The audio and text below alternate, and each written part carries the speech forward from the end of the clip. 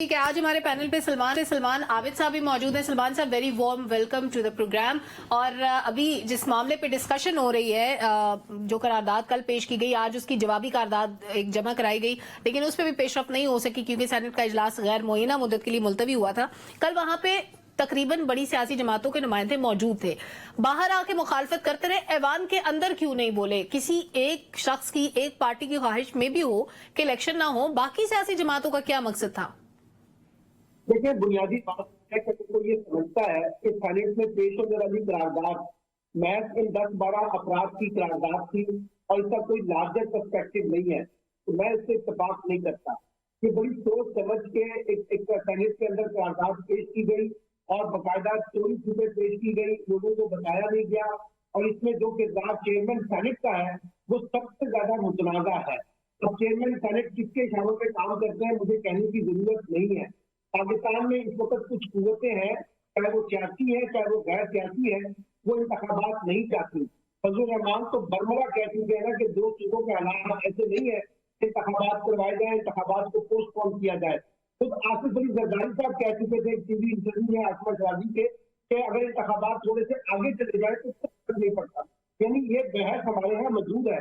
फिर आपने देखा कि यहाँ पर ताजिरों का और सनतकारों का तबका आर्मी चीफ से मिलता है और कहता है कि पहले मईशत दुरुस्त करें फिर इंतखाब का रास्ता इख्तियार करें।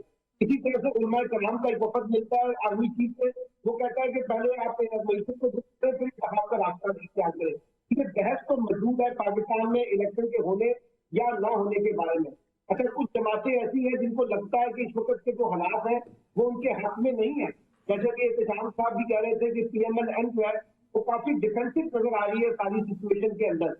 PTI जो है वो बिल्कुल हमें नजर आ रहा है कि उसके लिए कोई रास्ते उस तरह से नहीं है जिस तरह से होने चाहिए थे। देखिए, इंतखाबात जरूर होने चाहिए, लेकिन अगर इंतखाबात क्रेडिबल नहीं होते, शफाफ नहीं होते, मैं शफाफ से मुराद 100% शफाफ नहीं कह रहा, लेकिन ऐसा इलेक्शन जो लोगों के अंदर अपनी एक्सेप्टेंस को कायम कर सके, अगर वो नहीं होते तो फिर आप इस तरह के इलेक्शन करवा के अगर कोई समझ रहा है कि पॉलिटिकल स्टेबिलिटी आ जाएगी, इकोनॉमिक स्टेबिलिटी आ जाएगी, भी डॉक्टर साहब जो बात कर रहे थे फखरुद्दीन साहब, ये बातें बिल्कुल ठीक है, लेकिन सवाल ये है कि अगर आपने इलेक्शन इस तरह का करा दिया तो उसके बाद जो पॉलिटिकल पोलराइजेशन चलेगी जो पहले ही पाकिस्तान के अंदर बहुत ज्यादा है, तो फिर ये सारे इकोनॉमिक इनिशिएटिव्स कहाँ जाएंगे?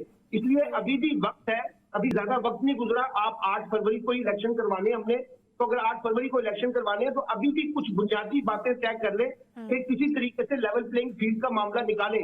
ये जो PTI से बंदे का निशान ले लिया गया है और सुप्रीम कोर्ट भी अगर उस फैसले को इंडोर्स कर देती है और PTI को बल्ले का निशान नहीं मिलता, तो फिर इस तरह के इलेक्शन की कौन क्रेडिबिलिटी मानेगा, कौन उसको ओन करेगा, कौन कहेगा कि लेकिन सलमान साहब, अब बहस थोड़ी लंबी हो जाएगी। क्या माजी में ऐसा नहीं हुआ कि किसी पॉलिटिकल पार्टी को कॉर्नर किया गया हो उनके अपने किए धरे की वजह से?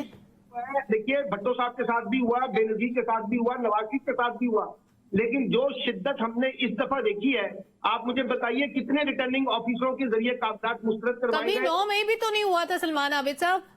तो लेना सुन तो ले, कितने लोगों की जबरी प्रेस कॉन्फ्रेंसें करवाई गई हैं टीवी पे बुला के, वो भी हमारे रिकॉर्ड का हिस्सा है। कुछ इस दफा हमें ज्यादा देखने को मिला है। मैं ये नहीं कह रहा कि माजी में ऐसा नहीं हुआ, माजी में भी इसी तरीके से होते रहे और अब भी इस तरह से हो रहा है। ये कोई अच्छी चीज नहीं है, इसको सिर्फ माजी का कह के हम इसको जस्टिफाई ना करें। अगर आपने कोई वे फॉरवर्ड इख्तियार करना है तो कुछ नए तरीके इख्तियार कर लें जिससे पाकिस्तान में पॉलिटिकल स्टेबिलिटी आ सके। इलेक्शन जो है वो पॉलिटिकल रेजोल्यूशन की तरफ जाने चाहिए, ये ना हो कि पॉलिटिकल डिस्प्यूट्स को जनरेट करना शुरू कर दें। डिस्प्यूट्स के बजाय स्टेबिलिटी की तरफ माहौल जाए, उस मकसद को सामने रखते हुए इलेक्शंस करवाने चाहिए।